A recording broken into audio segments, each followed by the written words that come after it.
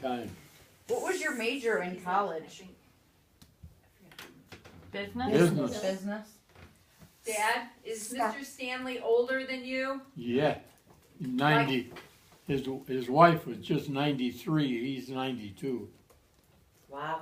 Scott Reynolds. Huh? Not Scott Reynolds. Reynolds. Scott Reynolds. He's Carl.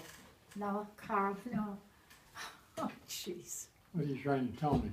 I'm trying to tell you, he's the one that they were good friends of Mom and Dad's, and when you didn't like Swift because of and being down there in Columbus, and Mom had said something to them, and he was manager of the boat, Matthews Boats. That's the Reynolds family. Well, Reynolds. Yeah, and he's the one that got you the I got an interview and I passed the interview.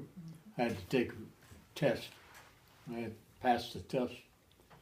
And I came into work, and the first thing I did was any new people came through or they wanted to look at the plant and so forth, so I had to take them around the plant. Then I got hooked up with the union. I argued with the union for 20-some years. And the one thing I was so impressed that should be down, he worked and negotiated for GM with the union, and 24 hours sometimes, and really bargaining, and I gotta go through there. they kind of really bitch at each other and just awful, how union management. But during negotiations, when he would be home on the weekend on a Saturday, then drives the car, and there's 3, 4 union guys, committee members, come to just visit, have a beer with them. I mean, it was just, that always blew my mind, but at work, it was life. It was work. It was, and they were awful, but, and I think it was Chuck or somebody said, they've never, ever done that. The union was just here and management was here, more so ever, because that was so years ago, there was no giving and stuff. But I'll always remember them sitting out in the back, having a beer, laughing and joking. You know what I remember? What? Who was Dad's boss that used to fly in from the east? Ziegler. Yes, Ziegler. and Dad would always be so tense before he came, that and was awful. we never met the man, but we all despised him in our family. Oh, yes, because the kind of person he The was. reason I I never got know. to work at New Departure, huh? Yeah. What's it? Had you gone there, or did Dad just Dad say was no? gonna get me in, and that's when they had that problem with people in Margaretta was complaining that he had to live in Port Clinton to get a job. And Ziegler said, no more people from the peninsula, period. No, it was family. No more They family. had family. Because there was a husband So and a your wife. dad said you'll have to divorce my daughter. I said, that's good. There was a problem with some husband and wives. It caused some issues, and so Yeah. he said no more family. Right. He was a son of a gun. The guys would come, and that time was the long hair, all the kids had long hair. And they would come in for jobs when it was open, and they had this sitting room waiting for Dad to interview.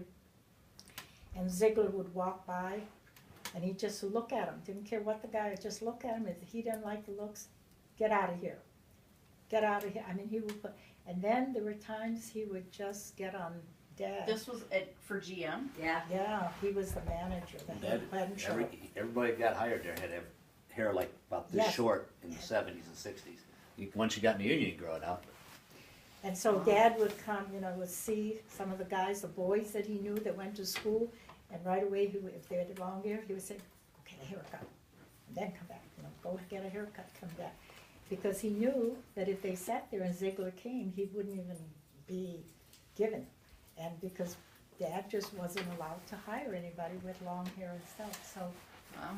Can I, so a lot of those guys down there really, Dad is just on a pedestal where they're concerned. Still today, they'd say, like Mark Neeslaw and stuff, how they got their job because of Dad.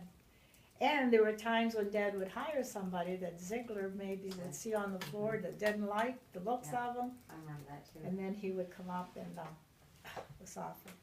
He would just humiliate Dad, and how he had never fired Papa is beyond me, because he really had issues with Dad on a lot of things that Dad would hire the guys, and, you know, so that was the You most probably I've felt ever threatened seen by the him. period that Papa wasn't a jolly, you know, laid back kind of guy. I mean, he would That's when come he used home to take so- stomach medicine.